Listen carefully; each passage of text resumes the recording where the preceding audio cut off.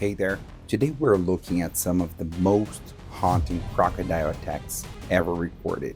From a birthday party beside Australia's Mary River, where more than 15 people watched a young man disappear into the darkness, to a wildlife photojournalist in Tanzania who stepped to the river's edge for one last photograph and never came back. But first, we begin on a moonlit beach in Queensland, where a former competitive swimmer ignored the warnings around him and walked into the ocean at 10:30 at night. The date was May 29th, 2016.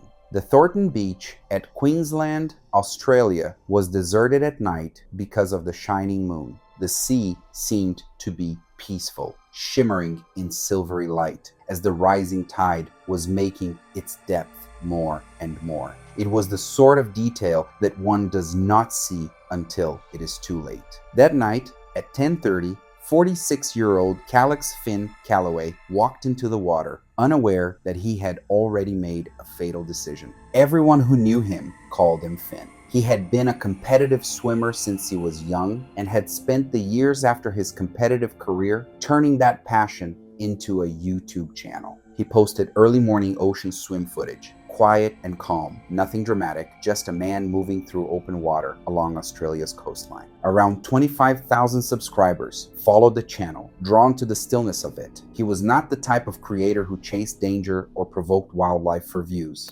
He was a man who genuinely loved the ocean and had been in it for decades without anything going wrong. That history and the confidence that came with it was the most dangerous thing he carried into the entry.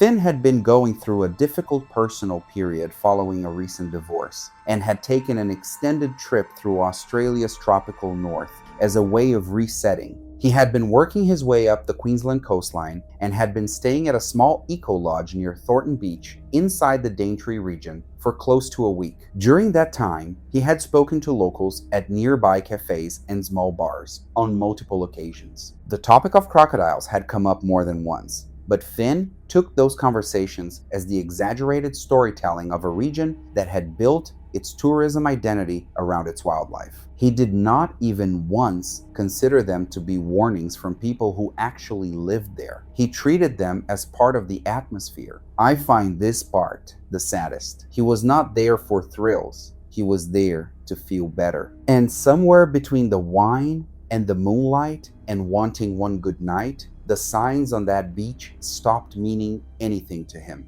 We sometimes forget that warnings from strangers are not always fear. Sometimes they are just people trying to keep you alive. Finn also carried a specific and dangerous misconception about the animal itself. He believed saltwater crocodiles were river creatures, animals that kept to murky inland waterways and stayed away from open beaches and coastal surf. That belief has no basis in fact. Saltwater crocodiles are the largest reptile on the planet. They are most active after dark, which makes a 10:30 swim in murky tidal water about as dangerous a situation as a person could put themselves in. Their teeth are not built for chewing. They grip, they lock, and they rotate. That rotation is called a death roll, and it is designed to disorient and drown. Once it starts, it is already over. A crocodile close to 16 feet in length had been reported in that specific area recently by locals and wildlife monitors. The signs on that beach reflected that reality. Finn had seen them. I think this is where experience can become a trap. Finn wasn't reckless because he knew nothing about the ocean. He was reckless because he believed he knew enough. Sometimes the most dangerous mistakes are made by people who have spent years doing something without ever paying the price for getting it wrong. That evening at the Eco Lodge, Finn had been drinking wine at dinner. Around 10:30, he and a female friend who was also staying at the lodge made their way down to the beach. She was hesitant about going into the water. Finn was not. He dismissed the concern and they walked in together in the dark. The incoming tide pushes warm water around them. The moon was bright enough to make out the surface, but not what sat below it. The water was murky from the tide push. From the shoreline, the two of them were visible only as silhouettes against the reflected light. Finn took another step away from his companion and closer to the sea. Underneath the murky water was a crocodile, ready to strike before he could get to the open waters. There were no warnings, no splash of water. He did not know what had hit him until the jaws of the beast closed around him and started rolling him in circles. It happened within seconds, and before he knew it, Finn was underwater, struggling against the strong jaws of the creature. He cried out as soon as he saw the water close in on him. His friend stood a few feet away, but not too far to not be able to see that something bad had just happened. She reached out to try and grab him, but there was nothing she could reach for. She managed to get herself out of the water and headed towards the nearest building where she raised the alarm. The emergency teams were summoned right away. The search and rescue operations began that very night, using helicopters for air cover over the water and nearby shoreline. It was extremely difficult to carry out the search due to darkness of the water, continued flow of the muddy substance because of the high tide, and vastness of the search area. Nothing was found that night. Teams returned the following morning. What they found in the search area was described by authorities only as evidence, strongly indicating that Finn had not survived the encounter. No further detail about the nature of that evidence was released publicly. Officials stated plainly that specifics would not be shared out of respect for the family. His body was never recovered.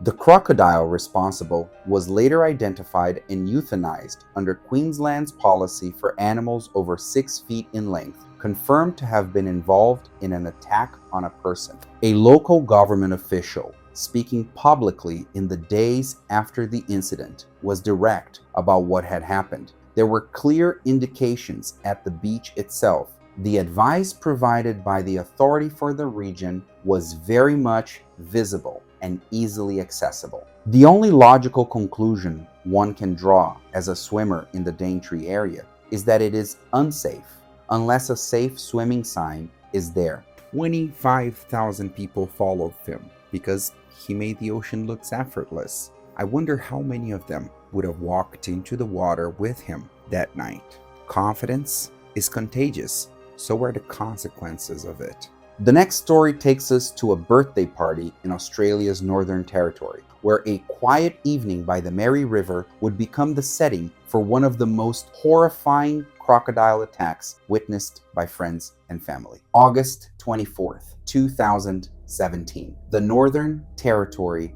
of Australia. Evening, the sky going orange over the Mary River, the air warm and still. The kind of night that makes outdoor gatherings feel easy and comfortable. There was a birthday party on the bank. There was music. There was the river right there. What should have been a night of celebration would become the last birthday Aaron would ever see. Aaron Cole was 26 years old and from Darwin. He had strong ties to the Katherine region where his family lived. This was not unfamiliar territory for him. He had grown up close to this part of the country, which is precisely why what followed carries a particular weight. The Mary River is not a quiet local waterway with an occasional crocodile concern. It holds one of the highest densities of saltwater crocodiles of any river on Earth. That fact is documented, widely distributed in regional safety materials, and posted on signs along its banks. It is the kind of information that exists in the background of local knowledge, present but normalized. I think this is the part most people overlook.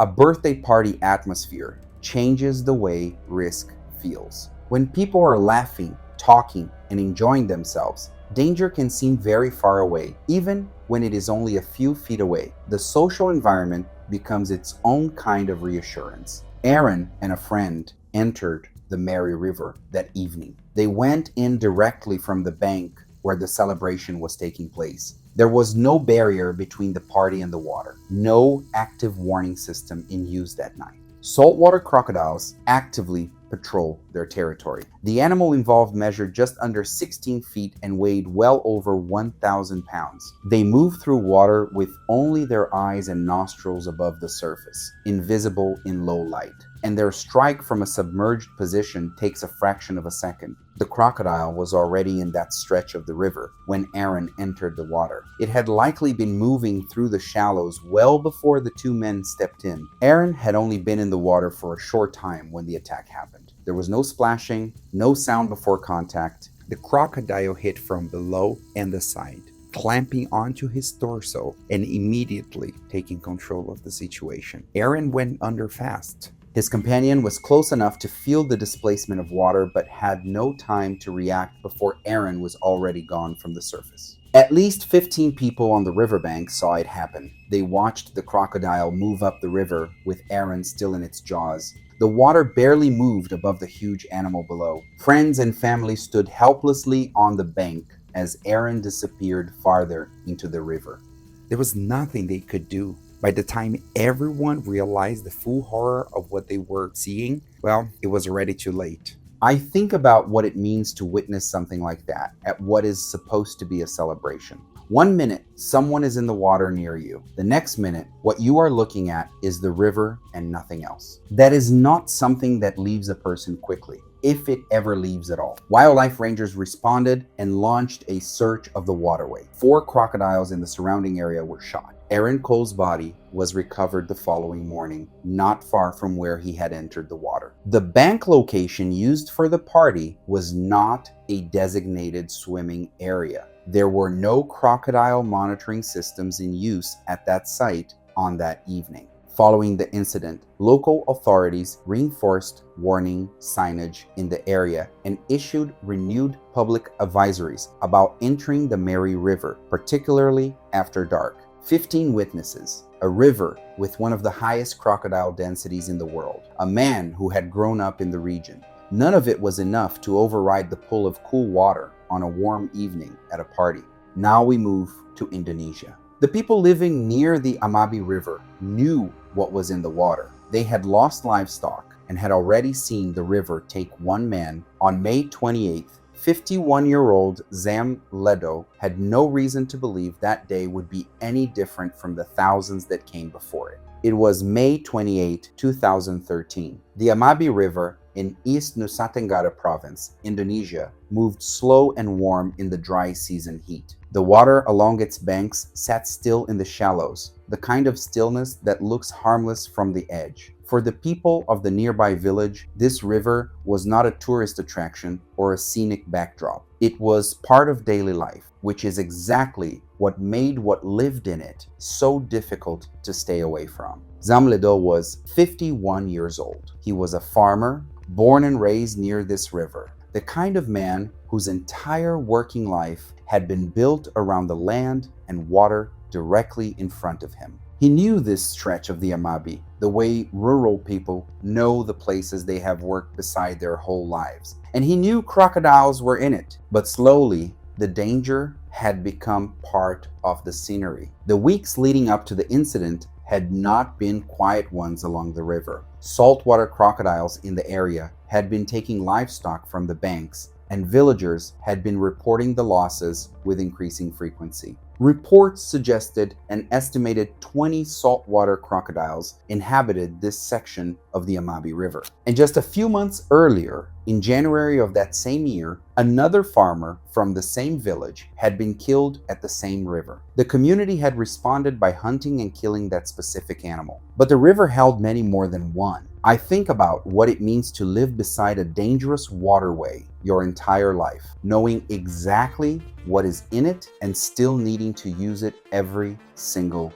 day. The danger does not disappear. You just stop registering it the same way. The river on the day Zem walked to, it did not look any different than it had looked on 10,000 other days when nothing happened. As usual, Zem entered the water to search for crabs along the shallow edge of the bank. This was a routine activity for people in the area, a normal way to supplement food and income. He was waiting at the water's edge when the attack happened. An adult saltwater crocodile can cover the distance to a target at the water's edge in under a second. They strike low, lock onto a limb, and drag the target into deeper water where size and strength give them every advantage. At a shallow riverbank, a person standing in calf-deep water has no stable footing and no ability to pull away from an animal that weighs 10 times as much. The crocodile launched from the water while Zam was working near the bank. He was pulled from the shallows before anyone nearby could reach him. His body was recovered from the river the following day, found downstream from where he had entered. The initial bite had crushed his lower torso and upper leg on contact. The death roll that followed caused severe tearing across his midsection and significant tissue loss to his limbs. He had drowned during the attack. I will be honest about what this case does to me when I sit with it. I have now gone through several of these incidents, and there is a specific type of difficulty in the stories where the person was not on vacation, was not pushing limits for excitement, and was not ignoring flyers at a marina. Zamledo was doing work, everyday, ordinary, necessary work. Near a river he had no choice but to be near. Following the attack, villagers approached regional authorities and demanded stronger action against the crocodile population in the Amabi River. They asked for hunting to be authorized. The formal response was slow and limited. No immediate culling program was launched in that stretch of water. The river continued to be used by the surrounding community after the incident because there were no real alternatives. The Amabi River did not change after Zamledo died. The people who lived near it had to keep living near it. The next story is different in almost every way except for the ending. It involves faith, a congregation of 80 people, and a pastor who walked into a lake in southern Ethiopia to perform a baptism. Nobody standing on that shore realized they were only seconds away from a tragedy. June 3rd, 2014, the shore of Lake Abaya in southern Ethiopia. The water runs deep reddish-brown from sediment. The sky was clear that morning. Roughly 80 members of a Protestant congregation gathered at the lake's edge, but no one knew one of them was not coming out. Docho was the baptism pastor and a respected figure in his community. He built his congregation over years of service. In this tradition, baptism is not done in a pool or tank. People are fully lowered into natural water, usually a lake or river, following the example of John the Baptist in the Bible. For many pastors, performing the ritual in any other settings would change what the ceremony means. Lake Abaya is Ethiopia's second largest lake and one of the most biologically rich water bodies in the country. It is also well documented as a location with a large, established Nile crocodile population, known locally for occasional attacks. The reddish-brown color comes from fine sediment that stays suspended year-round. Visibility beneath the surface is extremely limited. In many areas, a person standing in the shallows cannot clearly see the bottom or anything moving beneath the water. I want to make one point clear. I am not questioning anyone's faith, but the reality is that 80 people were gathered beside a lake known to have crocodiles. The pastor was focused on the baptism in front of him. That meant his attention was not on the water behind him, where the real danger could come from. Docho had already moved through the first portion of the ceremony, baptizing several members of his congregation when the attack occurred. A Nile crocodile launched from the water without any visible warning. Nile crocodiles are the largest crocodilians in Africa. They can reach lengths of over 16 feet and weigh more than 1,500 pounds. They hunt by waiting motionless in murky water and striking without warning. In water with limited visibility, they can approach undetected and pull a full-grown adult off their feet in a single motion. The crocodile seized Docho. It inflicted severe injuries to his legs, back, and hands as the struggle unfolded. The congregation witnessed the attack. Several fishermen nearby responded immediately. They entered the water and tried to use fishing nets to slow the animal. Members of the congregation who could swim entered the lake to assist. Multiple people fought to pull their pastor back, but all in vain. They could not save him. The crocodile pulled Docho into deeper water. His body was recovered after the struggle ended. The crocodile escaped without being captured. No hunt was mounted. I keep thinking about those fishermen. They went into that lake after watching a large Nile crocodile seize a man at the waterline. They went in. I want to be careful not to frame that as irrational, because it was not. It was devotion. But it also meant that for several minutes, there were multiple people standing in the same crocodile-inhabited water where the attack had just happened. 80 people watched their pastor disappear. Informal warnings were later issued about entering crocodile waters, but the lake remained open and communities continued to use it.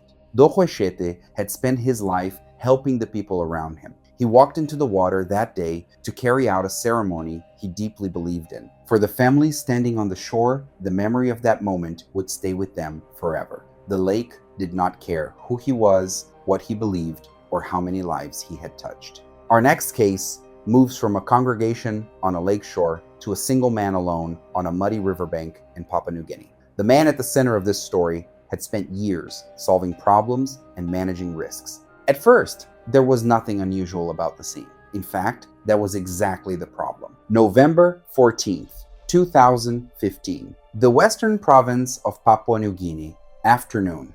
The kind of heat that makes the air above the mud shimmer and makes everything feel like it needs to be finished before the light goes. The tide was coming in fast along the tidal creek near the Fly River Delta. Joshua Morris had not finished his measurements and he did not want to come back tomorrow. Joshua was a civil engineer from Australia. He had been hired to study coastal erosion along a riverbank planned for future development. He was organized, careful, and good at his job.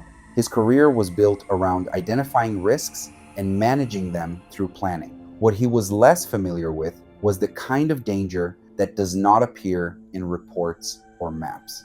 He knew in a general way that Papua New Guinea waterways were home to saltwater crocodiles, but he did not have the practical instinct that came from years of working at a water level in this environment. The afternoon survey hit a problem. Mangrove roots were blocking the laser beam between his tool and the target downstream. With the tide rising, completing the survey that day meant either returning the next morning or entering the water to cut the roots away. Joshua chose not to return. Earlier that afternoon, he had heard splashing from the creek. He noted it and kept working, assuming it was large fish feeding in the shallows. The water surface looked normal. Nothing unusual caught his eye. I've come back to this detail several times. The splashing. He heard it. He knew the area wasn't safe, yet he ignored it. That is what happens when a person is under time pressure and focused on a specific task. His brain categorized the noise as something low priority and filed it away. The problem is that it was not low priority, and the thing that made it was still in the water when he waded in. Saltwater crocodiles are ambush predators. They select a position in the water, remain completely still, and wait. When a target enters their range, the strike is explosive, covering the distance in under a second. In murky, tidal water with dense mangrove cover, a 14-foot animal is completely invisible from the surface. The crocodile in that creek had been resting in the mud beneath the surface, with no visible movement for some time before Joshua entered the water. Joshua waded into waist-deep water and began cutting mangrove branches with his machete. Each swing sent vibrations through the water. Saltwater crocodiles have pressure-sensitive organs along their jaw that detect movement with high precision. The crocodile felt Joshua. The animal drove up from beneath in a single burst. Its jaws locked onto Joshua's hip with bone-shattering force. Before he could react, the crocodile began to roll, tearing tissue and dragging him under. Joshua was pulled into the deeper channel within seconds. He drowned.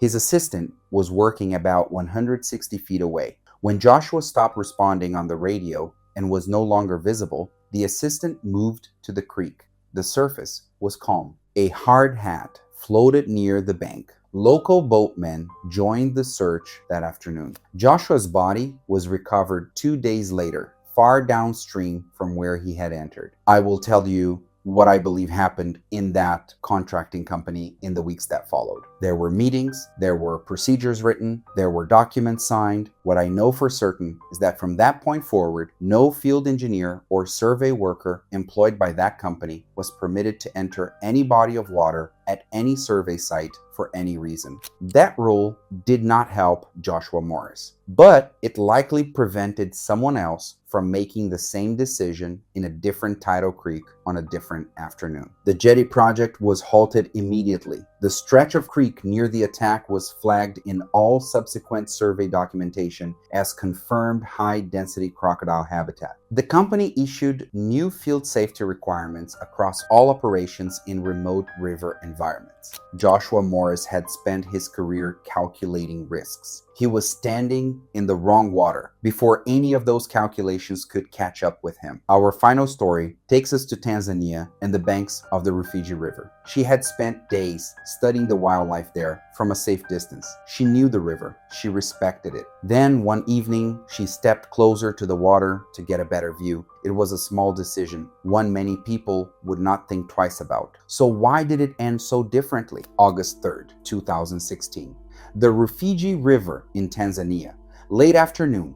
The kind of light that turns everything along the water into something that looks like it belongs in a photograph. The sun was low, the hippos were visible downstream. Elena Kelly was 29, a freelance photojournalist from Prague. She had spent her career documenting wildlife in remote places. She was not a tourist with a camera. She was skilled and experienced. For 2 weeks, she had been embedded with a research team studying crocodiles and hippos along the Rufiji River. She watched these animals every day. The team's vehicle stopped on a wide sandbar beside the river. The evening light was perfect. Elena began photographing the hippos from a safe distance using a telephoto lens. As the sun dropped lower, the reflection across the river became almost perfect. Looking for a stronger composition, she stepped only a few feet closer than she had planned and lowered herself to one knee near the water's edge. She raised the camera to her eye and concentrated on framing the hippos against the golden sky.